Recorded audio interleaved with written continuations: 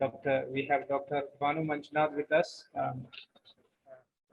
He is Director, Research and Technology Center, Syngenta Biosciences Private Limited, Goa.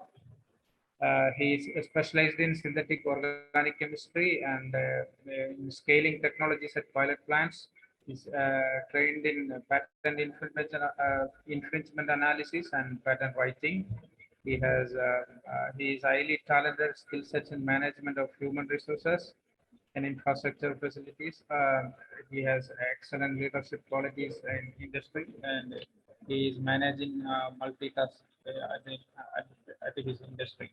So with this few words of introduction, I would like to invite Dr. Banu Manjunath for his talk. Thank you, Dr. Rafi, and thank you to all the organizers and Professor Pradeep for the kind invite.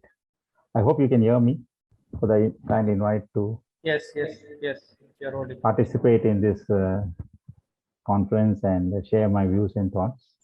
I'll just share my screen.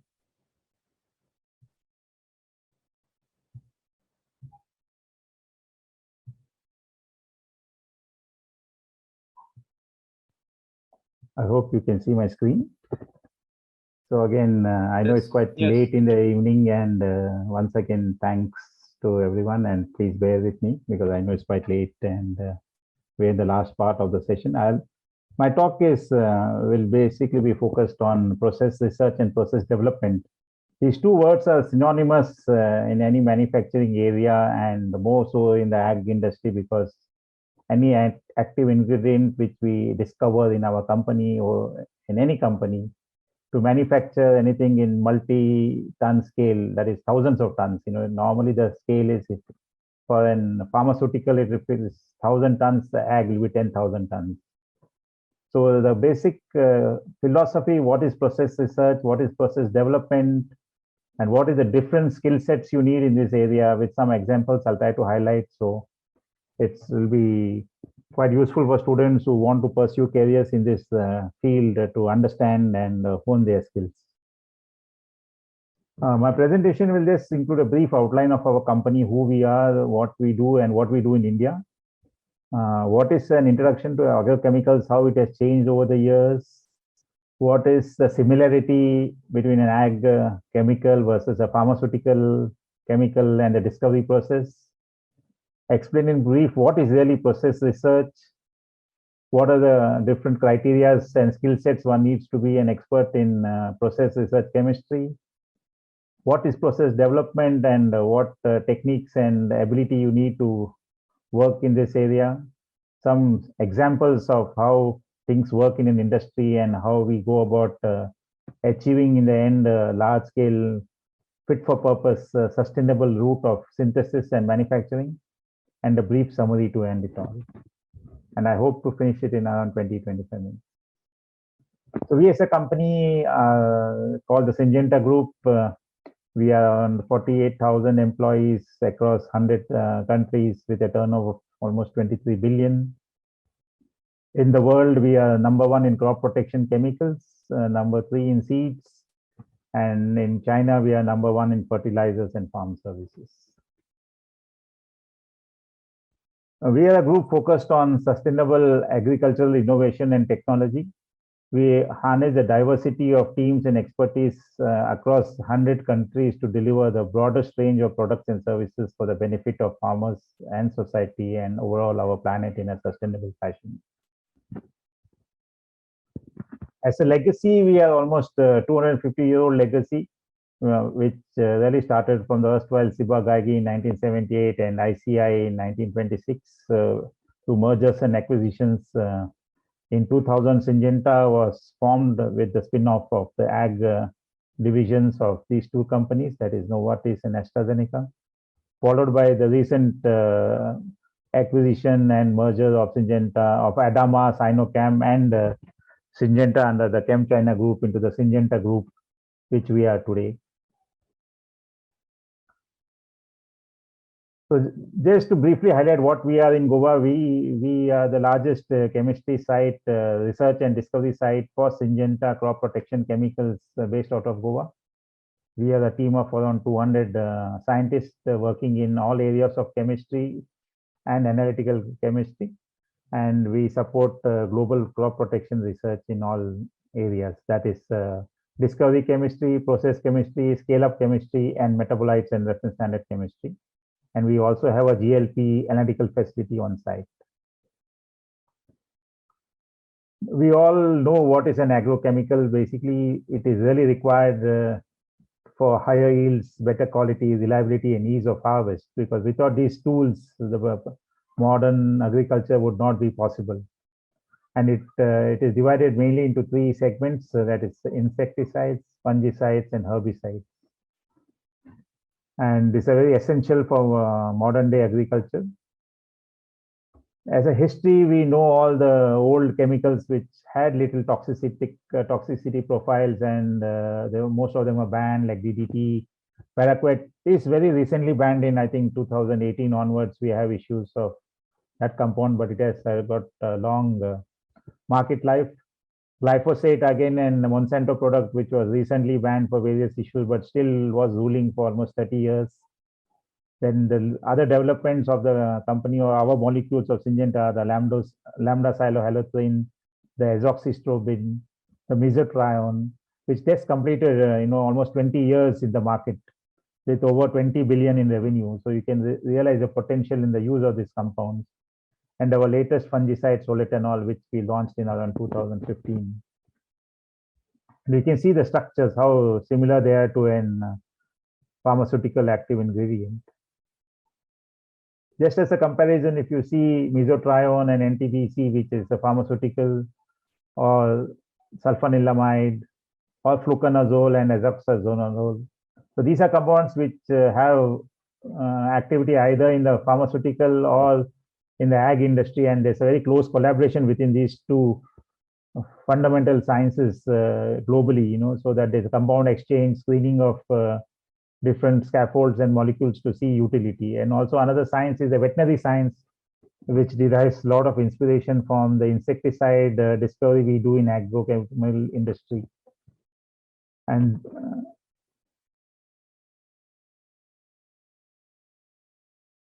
in terms of the discovery process, we are all very familiar with this, but just to highlight, the actual innovation or discovery of a new AI or compound fit for marketing takes anywhere between 5 to 7 years.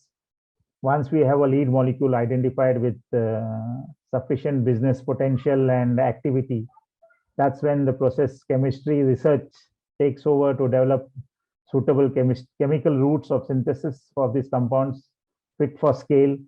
And then there's a third part, which is the process and technology development, which is really making that process fit for large scale development, large scale manufacture in tons, including all safety, sustainability parameters included in it. And just in terms of numbers, you can see for discovery, we screen more than 1 lakh of compounds in the initial phase, which drops to around 30 with activity, and then only 1 or 2 are selected to get marketed. And once this selection happens over a period of 7 to 8 years, we require 1 to 100 grams in the initial phase of 30 grams. And then we have a scale-up facility which has 50 to 1 kg for various trials to carry out toxicology profiling, field trials in different hemispheres and across the globe. So this is a small quantity requirement. And then once all this data fits in and makes a real business purpose, then the real process development and process research and development takes over to develop technology and process to manufacture in hundreds of tons of material. So what is process research and why it is required? I'm just giving an example of an pharmaceutical compound, saquinavir, which is an AIDS AI, which is used widely in the world. And if you see the initial discovery synthesis, when this compound was made in the lab, it was made in a total of 25 steps with an overall yield of just 5%. And the cost of preparing even a kg was running into several thousands of dollars. So now what was the goal? What does a process research really then, what is the goal of a process research scientist in such an industry or in such an environment? The main purpose would be to find an alternate cheap route which is efficient, which is safe and green, and which can be scaled up. So these are the fundamental parameters of a process research organic chemist in an organization when a molecule, active molecule, is discovered. So how does one go about it? Is basically get the best route selection out of the literature, out of different idea subsets of chemistry, and what is the best fit. There may be many routes, but we need to test each one of them and see which is really fit for purpose. So the different ways of selecting the best possible route is brainstormed across the company and across a large population of scientists, chemists, including collaborators with academia, to see which is the best chemical route, shortest and the most efficient chemical route. Based on that, you pick up, you decide on the route selection criteria. Then you prioritize the different routes and then start working on each one of them, which has a value proposition. And then you select that in terms of cost, in terms of efficiency, in terms of reagents used. All these have to be screened one by one, and then a report and data is generated to really select the best out of it. So these are the criteria. You have to be cost effective. What are the expected yields and the raw material availability in terms of volumes, in terms of cost, in terms of logistics? How many stages are in the process? Because every stage is an added cost. So how many steps are in the overall synthesis? What is the scalable route? Is there any chemical precedence? Are raw materials available in bulk? What is the purification required? Methodology of purification? Is it crystallization? Is it distillation? Is it column chromatography? What are the hazardous reagents which are going to be used in this process? What are the conditions? Whether it is highly heat requires, like high temperatures, so highly cryogenic. These all will determine the cost in the end of manufacturing that at large scale. What are the reagents? Are they environment friendly? Are they in line with the new regulations which are changing every day in terms of solvent selection, in terms of reagents, in terms of residual waste which is coming? Is it an atom economic process? What is the freedom to operate in terms of the patent landscape which is available for the different steps we use, different reagents and catalysts we use? So, and what are the catalysts and heavy metals we use? This is another area which one has to focus on. And in the final one is, what is the quality of the end product? Is it meeting the required regulations to really sell this in the market? So how reliable and robust is the chemistry, and also how consistent it is in terms of the impurity profiles and the quality and quantity of impurities in the final product. We normally talk of an impurity profiling of 99% with no impurity more than 1%, even when we manufacture in thousands of tons of any agrochemical also. Just for better understanding what is atom economy, it's basically molecular weight desired product versus divided by the molecular weight of all the substances produced. So you have a higher atom economy, which is better. Example of a simple reaction of a Diels-Alder is you have almost 100% atom economy, whereas in Wittig reaction, if you want to do at that scale, you just have 26% of atom economy. And atom efficiency, which is another criteria which is used to measure a good process, is percentile by atom economy, which is also a very good indicator of the reliability of the process. In terms of route selection, just a very basic example, how does one really go about screening different routes? So you have different generations to make the same intermediate. In a sense, just to make this acetanilide, you can go by the methyl isocyanate, which can be a lab process. To avoid the toxic thing at a larger scale, to make hundreds of kilos, you go through an oxalyl chloride and acyl chloride reaction to get the same compound. But again, this may not be fit for purpose for large scale or ton manufacturing. And then you further develop it and go through a urea derivative, which is much more simpler, single step, and still has a same compound. So this is how in reality process development works in our research center also, and a lot of innovative science being developed in the process. So this is a brief data to really highlight what I just spoke in discovery chemistry. For the same compound, you had 25 steps, 5% overall yield, and you can see required reagents for 1 kg is almost 700 kgs of reagents and 176 kgs of solvent. But with process research, you still have 25, but your overall yield has improved to 20%. Your reagents have reduced to just 88 kilos and 23 kilos of solvents. Further development of the same step leads to telescoping, combining 2 to 3 steps together, and then you develop a more efficient 16-step sequence with an overall yield of 26% with lesser amount of reagents and solvents. And finally, when you go to commercial, this further is optimized to really reduce the number of steps to just 10, a 50% overall yield. Reagents required are minimal. If you see the atom economy and the waste now is reduced considerably to really make it fit for purpose for commercial manufacturing.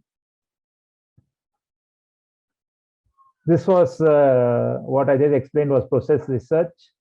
Now I'll just highlight on the difference between process research and process development and what is really about process development. Here, I think students really need to have more skills on the chemical engineering aspects rather than chemistry, which will help them in this area of science. So once the route is finalized, the real process development starts. The key targets for this team in an industry are to achieve the highest possible yields and have a route of synthesis which is scalable, which is robust, and which is safe and environmentally friendly from all aspects, from use of reagents, from effluent generated and waste disposal. And how does one go about it is really you optimize each of the steps routes by selecting appropriate starting materials, reagents which are less hazardous, which are efficient in terms of cost and safety. You have to look at the steps, which step is more expensive, which step is less, and start reordering the steps in terms of yield and cost. Try to do the costly steps in the end versus doing them in the initial steps. Then temperature, like I mentioned, again, see what is the temperature. Is it cryogenic? Is it non-cryogenic? Is it high pressure? And what is the rate of reaction versus yield? What is the rate and order of addition and the impact on yield? The stoichiometry of reagents, catalyst, cost, yield. Concentration of the reaction, because this indirectly links to the amount of solvent used. So the overall molar concentration of the reaction becomes very important. And what is the impact of that on the cost and yield? What is the solvents? Because the choice of solvent is very critical based on new regulations, like we have the REACH guidelines from Europe and other guidelines in the modern context of going forward. Number of solvents which are very widely used in the lab, in the laboratory, or during discovery, like dichloromethane or DMF, would be banned. So keeping this in mind, the proper use of solvent is very, very critical. And various parameters on scale up becomes very critical to maintain them to a very high margin, because like pH, temperature, which will really indirectly affect the yield and selectivity. Also, studies on different improving the rate of reaction using additives, using the green chemistry principles to reduce waste, make it sustainable, how to purify and reuse solvent and that scale, and overall the yield which we get and the cost of it is all taken into consideration. And each one of these 13 parameters, if you look at it, is validated and optimized one by one. And then the data is generated and then is translated into a plant scale manufacturing process. Just a certain examples of these sort of chemistries. If you see the same intermediate as the bromopyrenoldehyde, the initial process is cryogenic -78. So it's really expensive to manage it at high temperatures. Even handling of liquid nitrogen is a big challenge, and it's really not a fit for purpose at large scale. We can make few hundred kilos, but when you talk of hundreds of tons, that's not viable.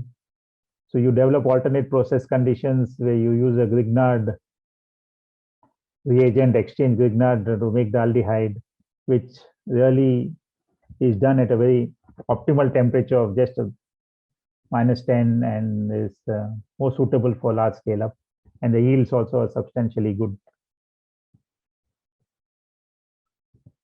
In terms of reorganizing the chemical steps, just a simple example, if you see this conversion of the sulfonyl chloride, if you have the phenol convert it to the sulfoxide and then the acid chloride, or you can use the sulfur and then oxidize it to the sulfone. But if you see, this intermediate is a very reactive intermediate, it's toxic and mutagenic and unstable at room temperature.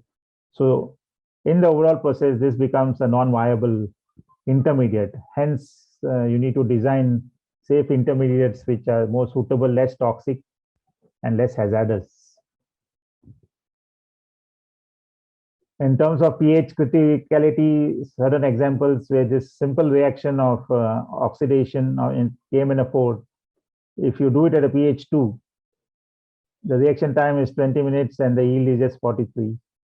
If you do it pH 4.4, the reaction time is 2 hours with 95% yield. But if you do it pH 12, the reaction time is just 40 minutes and 90% yield. So if you see the impact of pH on the overall yield and reaction time becomes very critical when you look at these from a large scale manufacturing point of view. So you would really optimize the overall manufacturing process by selecting this buffer pH of 4.4 with just a 2-minute reaction time, which really is highly efficient with an overall yield of 95%.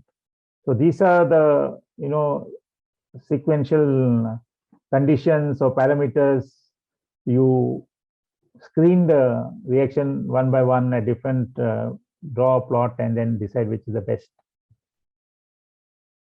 In terms of additives, again, a very simple example to highlight the simple reaction. Without an additive, the yields are low and requires very dry conditions and is expensive. But just by adding a phase transfer catalyst, the yields increase, and then you can do this in water, which is very cheap and easy to handle on large scale. In terms of solvent, which I just mentioned, in fact, in the present day context, you have a real big list of solvents which are banned. And some of them which are just not acceptable on large scale is ether, isopropane propoxides, which are basically peroxide forming compounds and not suitable for large scale. Then dioxane is on the process of getting banned. The hexanes are flammable and toxic. The halogenated solvents, especially dichloromethane and chloroform was already banned, but dichloromethane would go out of the system by 2025, if I'm not wrong. So any manufacturing process which has dichloromethane would just not be acceptable under different regulations by different countries for the various issues it has. And nitromethane. So most of the solvents, when you do process development, would not be considered, but a more preferred list of alcohols, mostly ethanol, isopropanol, and butanol, tertiary butanol, ketones, esters, ethers, and some very unique solvents such as dimethyl carbonate are the choice. And what is the obvious criteria for this is, one is the cost, because that's the biggest cost driver for development and manufacturing. Toxicity of these solvents, selectivity, because some of the chemistries give very good selectivity in only particular solvents, solubility of different reagents, ease of recovery, because this would reduce your cost, and ease of workup. So these are the different criteria even to select solvents at scale.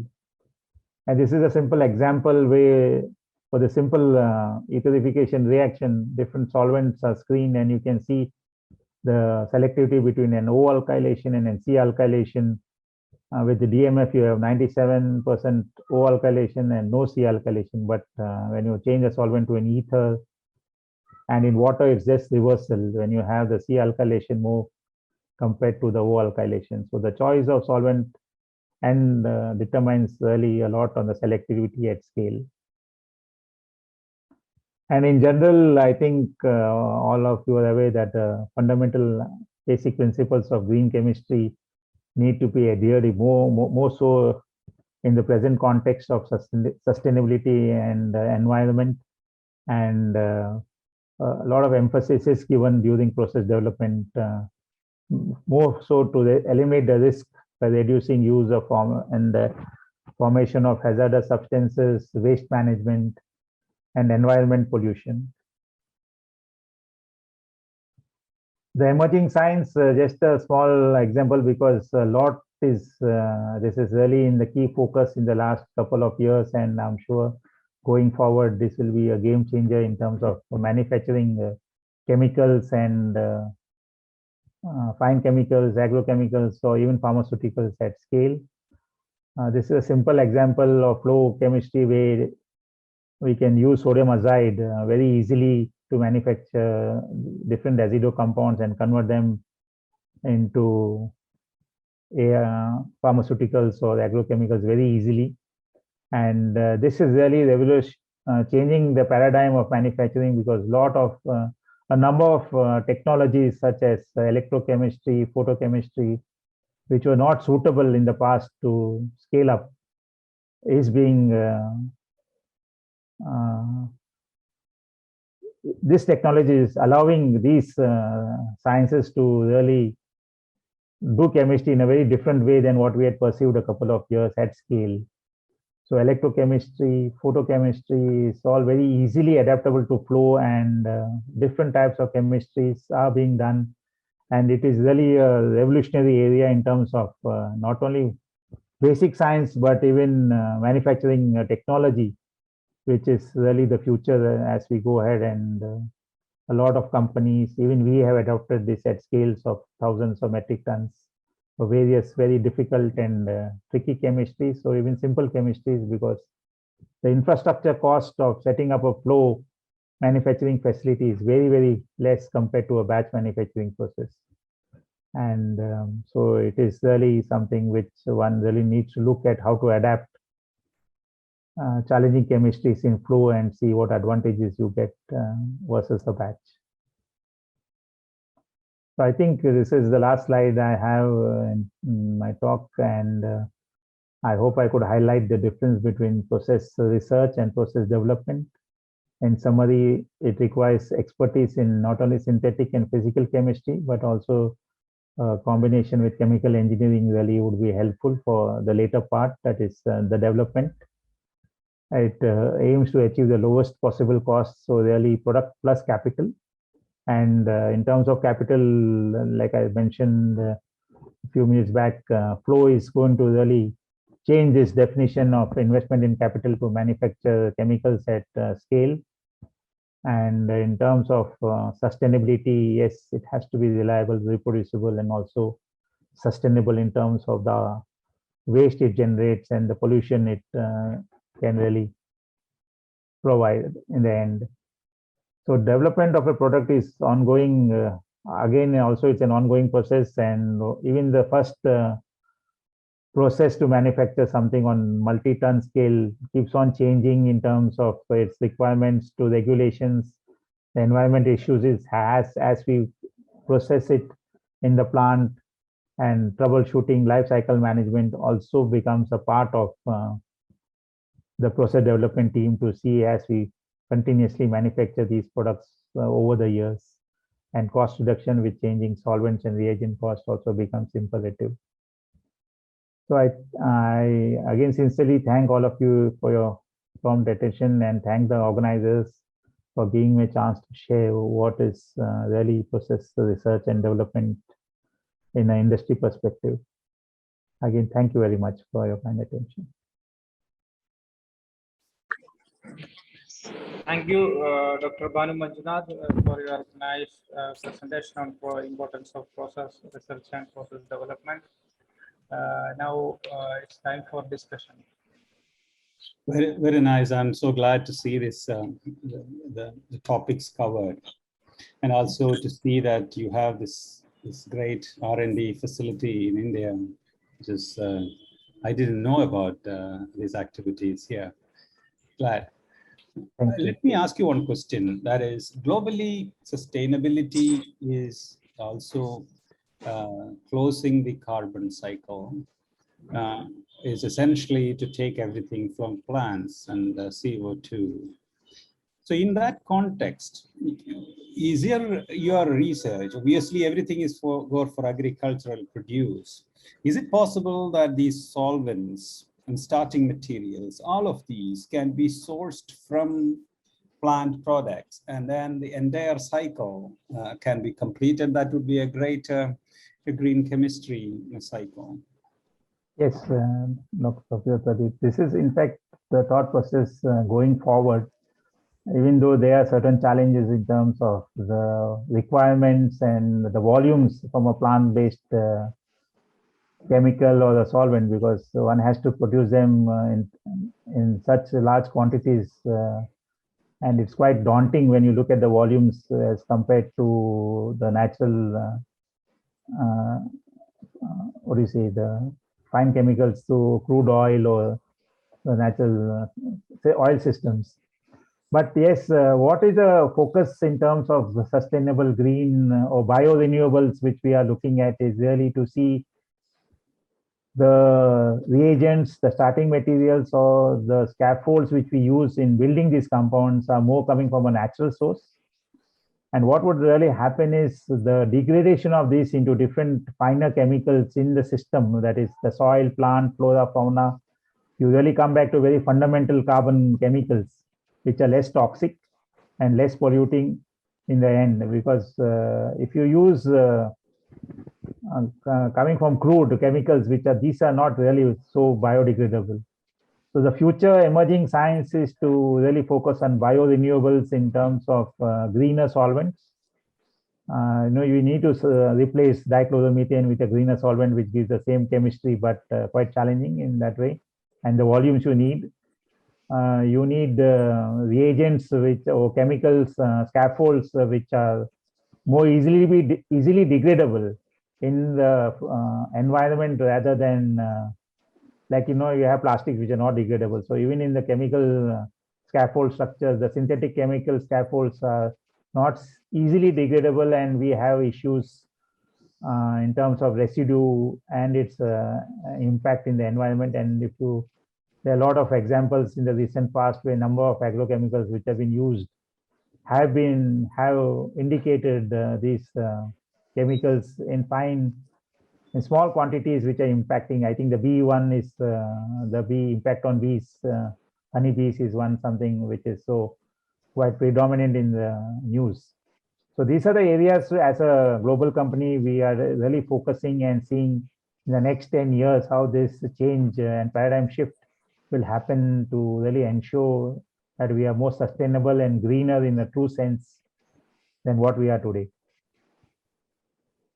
Thank you. Okay, may I ask you one thing? What are the kind of job opportunities for an MSc chemistry graduate that can have a global firm like yours? Could you please? In fact, in Goa, we have a position of research associate, which is a temporary position for MScs. And we hire almost 30 to 35 students every year through campus interviews. We provide them a basic training in all the aspects of chemistry. Like I said, we have discovery chemistry, we have process and development chemistry, we have scale-up chemistry, and we also have metabolite research and byproduct synthesis. So we provide adequate training to these fresh MScs in all these fields. They're exposed to the latest of science and technology and also analytical techniques. And after 2 years, if we have an opportunity, we absorb them, which we do most of the time, or they are free and they can get a job anyway, because with our brand and our training, they really have a very high brand value outside the organization also. So companies like Syngene or Chembiotech or even GVK or Aragen, which is presently or Sci Life Sciences, they get very good opportunities. So we as a global research center in Goa, we really try to provide the maximum opportunities for fresh MSCs than any other organization. This is what is our endeavor to really promote and encourage young students to come and do science at the highest quality, which we do at our center. Thank you. Is there any other question? I have one question for Banu. Yes, please. Banu, you spoke about different technologies. What is the role that you think that biotechnology is going to play in process development in the future? Biotechnology has two areas, Dr. Santosh. And the way I see it is one is biocatalysis. Right onto Uchivaram Garden Road. One is biocatalysis, which is playing even today a very strong role in generating molecules in a chiral fashion, which is the best and simplest way, because the field of enzymes and proteins have changed in terms of development so much that you can engineer now a gene or a bacterium to produce a very specific enzyme to deliver very high conversion rates, high enantiomer excess, and high turnover numbers for Just turn left under onto Ram catalysis, Mandir. under biocatalysis. And the second area which is very emerging is synthetic biology in this area, where again a lot of bioengineering work is happening to design microbes and to really convert specific synthetic steps in very high efficient areas. So I definitely see these two areas really emerging. And in terms of adapting this at large scale, we are seeing flow being used to using enzymes in flow makes the process much easier to scale up than the conventional batch processes. So this is what I see the future being going forward in this in the bio space. I hope I answered your Thanks. question. Yeah, thank you, Banu.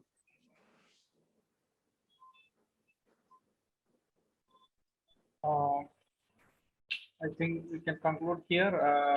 Now I invite Dr. Reggie Thomas to present a memento as a token of love from EFCS.